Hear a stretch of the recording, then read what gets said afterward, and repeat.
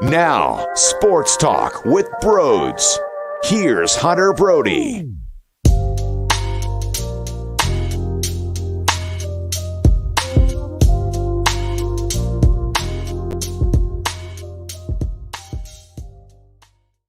What a crazy day. What a crazy day for the national media versus the Philadelphia Eagles. Now, before we kick things into gear, if you did listen to the best show ever today, thank you so much. I'm definitely going to repurpose a lot of the conversation that we had and just further expand on everything that we talked about today, because it is ridiculous that some feel so strongly about what the national view is. I think when you're this talented of a team, the game tells you everything you need to know. Watching Jalen Hurts, watching Lane Johnson, watching Jason Kelsey, watching Mailata, watching Landon Dickerson, seeing what A.J. Brown can do. I don't need Chris Sims to tell me anything about the quarterback position, okay? I don't give a damn what he did in his career. I don't care what he didn't do in his career. I don't need him to just absolutely throw vomit around into a microphone. I don't know what word I said before that, but in what universe does his opinion actually matter to me? Now, I have a couple reasons on why it plays out the way that it does with the national attention. But, you know, I just want to tell a story about my personal experience pretty recently with this. I never listen to ESPN in the morning. I don't tune in to First Take or Fox Sports or any of that. But I had to do something week 18. I believe it was Friday of week 18. I had to do something in my kitchen, but sometimes my dogs bark when there's not a lot of noise. So what ends up happening? I put the TV on so there's some background noise. I throw on ESPN and it's Get Up. And when I heard the name Jalen Hurts, my ears perked up from the kitchen and I walked into the living room because I was fascinated on what they were going to say. And keep in mind, I never give them the time of day. And they're debating on his health. And they're having all these arguments. He's not going to play.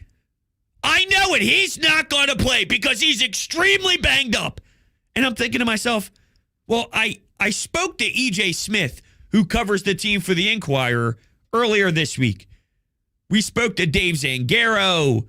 We talked to Tim McManus. We talked to Jimmy Kempski. 4 people who cover the team that are in the trenches every day at the NovaCare complex. People who are in the locker room doing the dirty work with the team right here in our very backyard.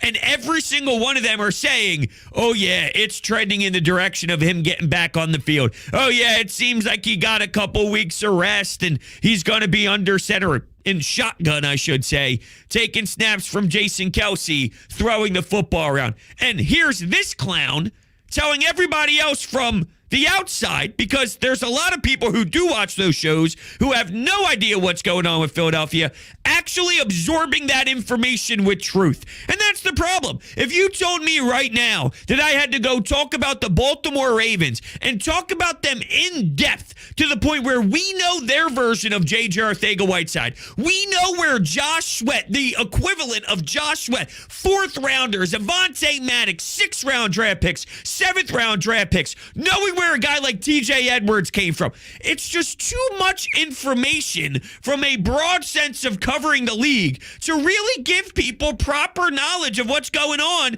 And it's a very fraudulent way to consume sports, in my opinion. So it's like I'm cracking up knowing that he's going to play. He was going to play, but there's real debates. Oh, they're done. They're toast because his shoulder is serious and it's going to be problematic. Oh, yeah, we're 1 game away from the Super Bowl. 1 game away. And this Chris Sims thing just takes it to a whole new level. Now, I'm going to play the audio, and then I'm going to share some of my thoughts, because I'm going to hold him accountable. This isn't just one statement. We talk about this one statement, and then there's no domino effect, because what he's saying, he doesn't even realize this.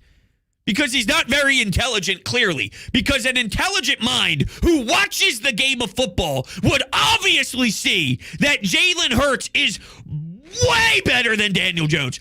Way better than Daniel Jones. It's not even close. But let's listen, and then I'll share more of my thoughts. Here we go. If you were to switch the quarterbacks, would the result be different? Right, and I think it's kind of interesting. You could do that for all the games. I don't know if any of the games would be different, but for this one specifically, like Daniel Jones now is under fire. Giants fans, is he the guy? Is he not the guy? Can we win with him? If he was playing for the Eagles, and if Jalen Hurts was playing for the Giants, I mean, how much did the Eagles win by? 20 still? Well, yeah, 30? I don't think might be closer. I don't think it's a whole lot different because Daniel Jones is going to be able to do the same thing. I mean, he can do some of the things that Jalen Hurts. Yeah, maybe not as good a runner, but we know he's really close. It's not like, oh, whoa, way better. Again, if you're going to ask me who I'd rather have as a passer, I'd rather have Daniel Jones. I'm sorry about that. I don't know. You're going to get me in trouble today. No. You're going to get yourself into trouble. So let me get this straight. Let's lay this puppy out, right? Jalen Hurts, before getting injured, favorite to win the most valuable player in the league. It's probably going to go to Pat Mahomes at this point, but prior to the shoulder injury, it was Jalen Hurts. You're now claiming that the guy in New York, who the Giants didn't give money to, who don't know what to do with him, they have no idea. Franchise tag, what's he actually worth, how many years. They are in a weird spot with the quarterback position. That same guy, if the Giants don't sign him to a massive deal and they don't pay him the heavy bucks, then they should all be fired. The new GM, Brian Dable, all these smart minds that we're saying are leading the New York Giants into a new spotlight. They're finally changing from their pathetic ways. They're becoming a more respectful group and a bunch that deserves all sorts of great respect. Those same people, they better sign Daniel Jones, because at that point, if you're saying if you surround the talent around Daniel Jones the way Jalen Hurts has talent, this guy could be MVP of the league. That's what you're saying. So why are the Giants wondering how we go about business as a franchise? I hate to break it to you there, Sims. Maybe he's just nowhere even close to as good as what you're claiming. And that means if the Giants don't sign him and don't pay him, every single team should be opening up their pay books and their checkbooks and paying him a fat check. Because you're saying if you get him talent, he could be MVP of the league because he could do exactly what Jalen Hurts could do. And you're claiming he could throw the football better. So then I better see an MVP season. And if that franchise doesn't pay him and that franchise elects to give him some tiny contract, but Daniel Jones takes it because he kind of knows where he is in this league and what he would maybe get in just a market sense where he stands compared to the other quarterbacks, you should have an opinion on that, right? You should destroy that franchise. If it's even a debate, why is your franchise even debating it? It's a mess, man. That's a trash take. And that's where I'm holding him accountable. I'm going to look at how he continues to kind of break this all down after he sees whatever the Giants try to do. Now, it's terrible, the trash that he spits out there. So there's two reasons why, in my eyes, that the media takes this a certain way with the Philadelphia fan base. One is they know how we react. Look at me, right? The difference is, though, I will never,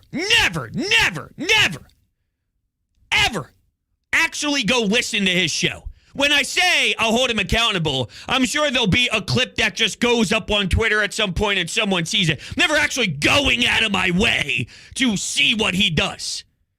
So, come on. You think people, after hearing that trash, does anyone go, ooh, you know what? I need more of Chris Sims.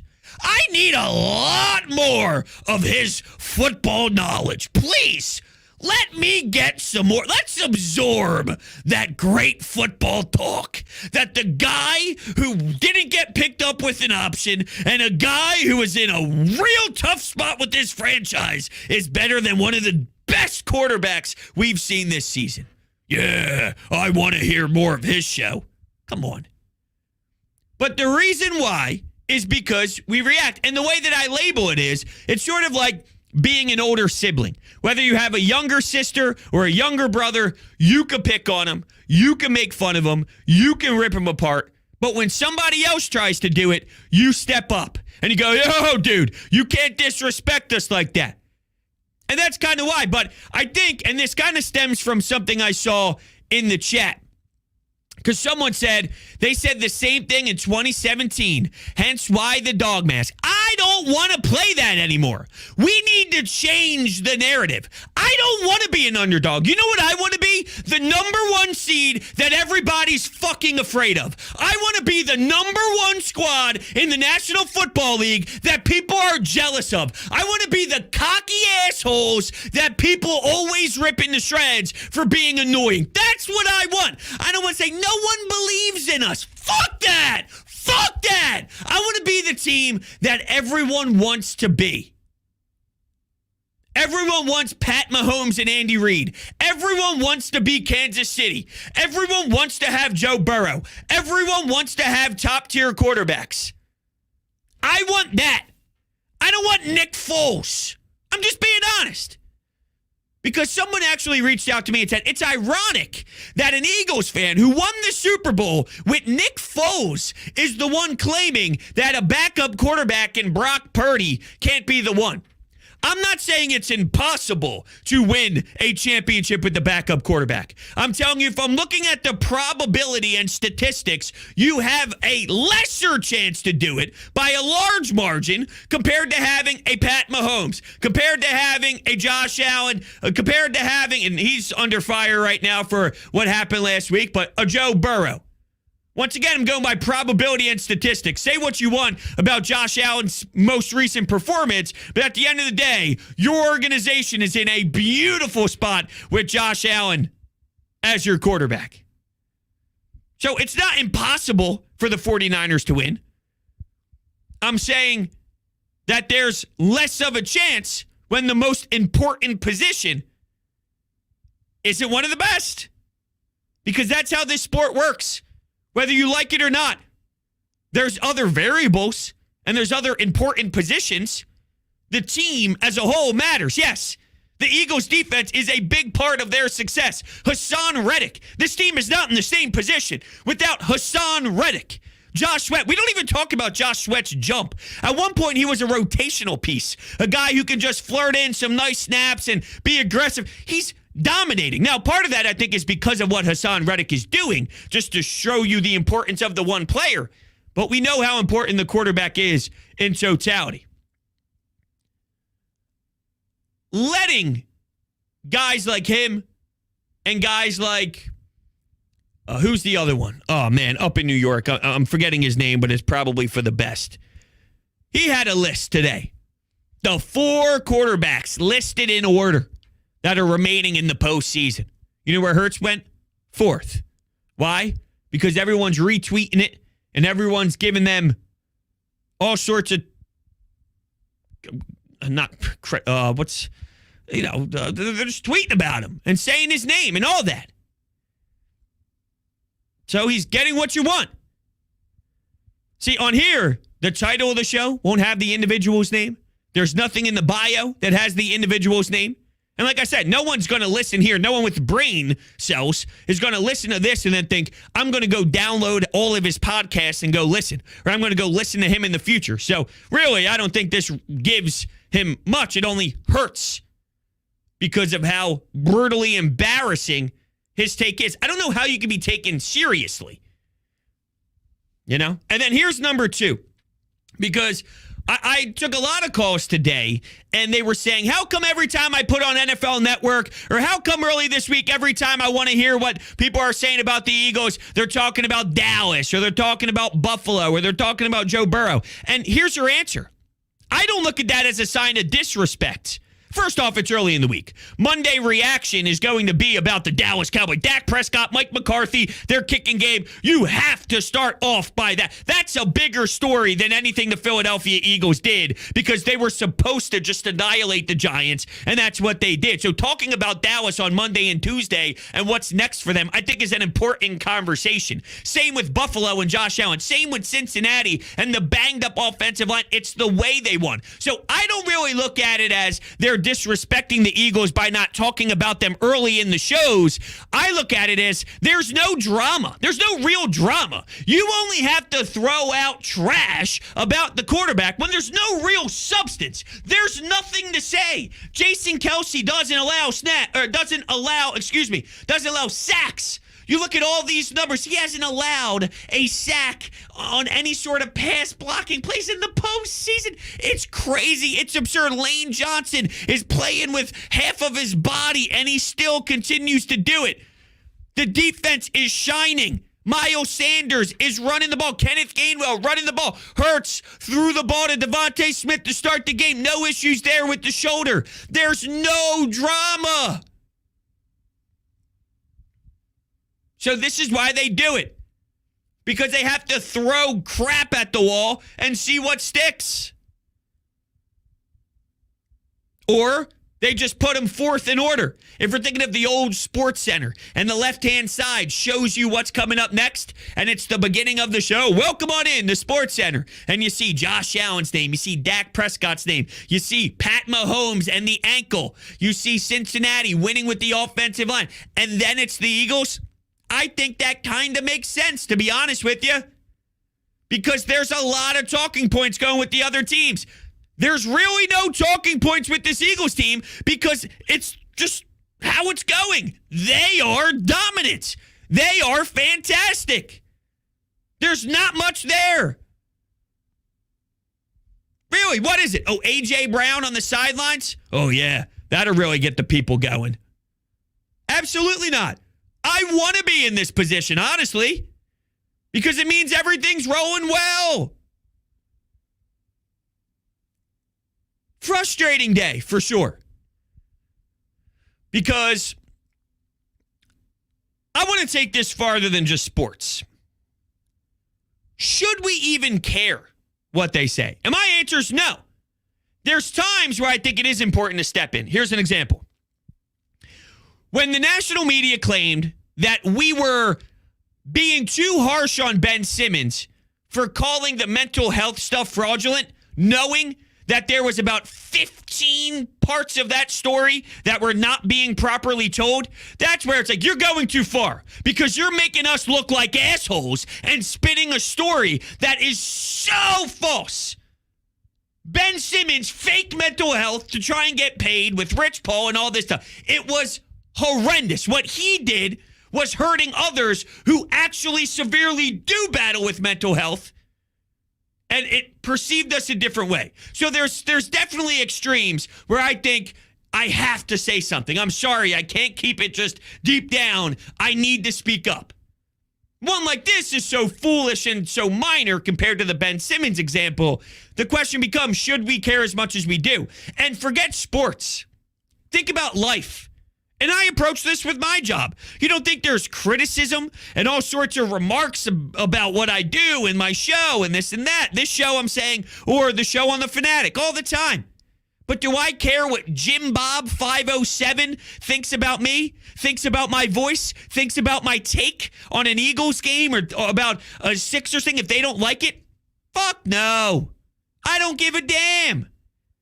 And I don't care what people think about me anywhere. When I'm going to the grocery store, if someone has an opinion on something I'm wearing, flip you off. Mentally, I'm saying. I'm not just going to walk up to somebody in the aisle 5 and flip them the double bird. But in all seriousness, forget sports and public perception on sports and your teams. You shouldn't care about anything. when it comes to that, about what you do at your job. What people 5 houses down from you thinks about the way you walk your dog. Whatever it is, who cares? Not when the team's playing this well.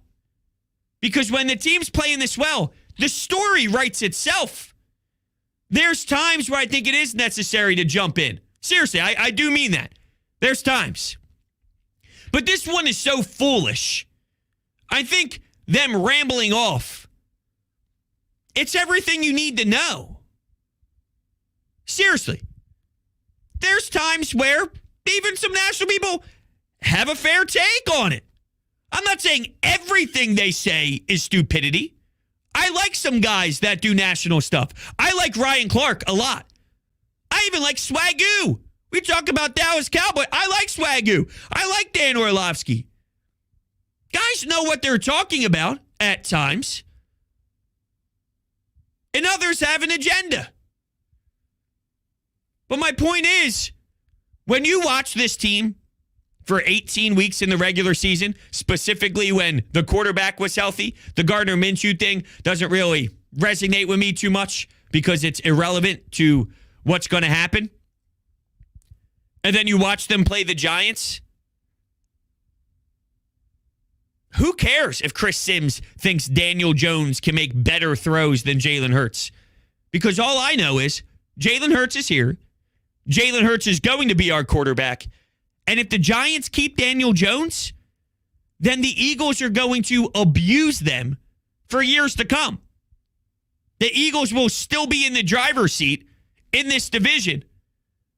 Now, I don't know what's going to happen with Dallas and this and that. I know the NFC East doesn't have consistent winners for a long period of time. But the Giants just have a guy. And it's tough to do a lot of damage in this league when you just have a guy. And the fact that Sims thinks it's more than that, it says a lot. But I guess if you kind of look at his career, maybe it makes sense. And he even ended it with, sorry, I don't know what to tell you. Well, who are you saying sorry to? Do you believe in that take or not? If you're saying sorry, when you say that, it feels like you knew what you were trying to do. It almost calls your bluff. Does he really believe that? Or is it just about a statement? See, I think it's almost both. I think he does believe that, which is sad, but he also knows that he's digging in with a fan base that'll take you for a ride. Man, imagine watching football. A guy who played the game. A guy who played the game at a very high level. And your takeaway is Daniel Jones can do what Jalen Hurts is doing and be better at it. Whew. Oh, God. Do I want to throw up? Anyway, moral of the story is it shouldn't matter what anybody thinks. Because we see this football team compete, and we watch how they operate, and we listen to them speak, and we're in the day-to-day with them all. We know how they approach their business. That's what should matter most. And you should apply that to everything you do in your life. It shouldn't matter what others think. It shouldn't matter what social media thinks. If you want to make a TikTok, you haven't started a TikTok, but you're worried about what opinions would be said. Screw them all. Screw them all. If in 2017, I told myself, I'm not going to do a podcast and post it on everything. I'm not going to start Sports Talk with Broads because if I put it on Facebook or if I put it on YouTube or if I upload it to Twitter, someone might think something of me. I wouldn't be where I am today. And that's honestly what I was thinking when I was having this dialogue with a lot of people today on what transpired. I really did kind of relate this to my own personal life. I went, well, hold on a second. If a Chris Sims in a different world was commenting on what I did, yeah, you're a dope. You're an absolute dope. All right, we got some text messages here. So I put on the YouTube community page that midweek, we will do an Ask Me Anything pod, and it's an Ask Me Anything in regards to the Eagles-49ers matchup. So right now, I just want to let everyone know, you can call into the Anytime hotline at 856-442-9805 and leave me a question for the Ask Me Anything pod that will be coming out in the next couple of days. I'm not sure, Wednesday, Thursday. I'm kind of mapping some things out with my schedule, but I want to let you know that you have the opportunity to do that right now. But we have some text messages. We have some, honestly, I have a folder over the last 2 days. I just threw in a bunch of calls that came in. So some of them were probably reaction from the Eagles-Giants game. Some of them might be reaction from the Dallas Cowboys game. It's just a smorgasbord of stuff along with these text messages. So this one comes in and says, hey, Broads, how are we feeling about the game this upcoming week? The Niners have a great D, but we also have a fantastic defense. You think Hurts will be allowed to get freaky with his legs? Yeah, of course. What? Of course. That's what he does. Well, and even if he doesn't necessarily do anything freaky with his legs, the fact that you don't know if he will or won't is all that sometimes matters. Now, they have great linebackers. They have some talented players on that defense, but Jalen Hurts is special. Jalen Hurts is a force, and you haven't seen an offensive line like this. By the way, there's a lot of teams. I want to look up the exact numbers. There's a lot of teams, NFL sack leaders by team. The 49ers don't have as many sacks as you think they do. Eagles, 70. Chiefs, 55. Patriots, 54. Cowboys, 54. Saints, 48. Ravens, 48.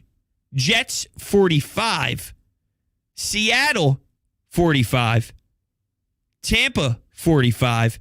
San Fran, 44. Tied with the Colts. This offensive line is different. This offensive line, Lane Johnson and Jason Kelce, I want to make this very clear. They don't allow sacks. It's just not a thing. They don't allow it. So with the push the offensive line can get with some run blocking, do I anticipate Jalen Hurts being able to make plays with his legs? No doubt about it. I also see an opportunity for A.J. Brown to thrive. I wonder, because we know when Miles Sanders didn't score any touchdowns last season, that it was sort of an emphasis by Nick Sirianni, especially early in the season, to shut that noise up. Knowing that A.J. Brown wasn't necessarily thrilled with some things on the sideline, that didn't stop him from blocking like a lethal weapon. It didn't stop him from helping out his teammates in other areas. So for anyone to think, I even got a text from my buddy when Nick Sirianni opened up his press conference this week with answering questions about that. He's like, dude, I don't like it. That can kill a locker room. No, it can't. Not this locker room. Not with this special group. Absolutely not. Here's another text message. What's up, Rhodes? You think the offense or defense will win us this game? I think the defense needs to show up big time and bring pressure to the rookie. Can't allow that man to sit back and dish it out. He ain't faced any defense like us before. I think you said you think the offense or you need both, no doubt. But I'm looking at the defense to make Brock Purdy very uncomfortable. I'm looking at Kyle Shanahan versus Jonathan Gannon. And I'll expand on this more. I don't want to go too deep into things, so I feel like I kind of have to peel myself back a little bit because I know we still have a lot to go, but it's sort of my tease answer for sure. But yeah, all right, let's take a call here. Bros, that 38-7 number just looks so sweet, doesn't it? I was feeling good up until that point, but when that number hit, I just went ballistic. That is a good sign, my friend. That is a good sign. There is no better feeling than the Eagles putting a beat down on those dirty Giants. And they thought they had a chance to come in our house and put a beat on us. Are they serious with Danny Dimes, DJ? Please. My friend, we have nothing to worry about. I cannot wait. I can't wait either. Daniel Jones and all, it's comical. It's comical. Has he grown? Sure.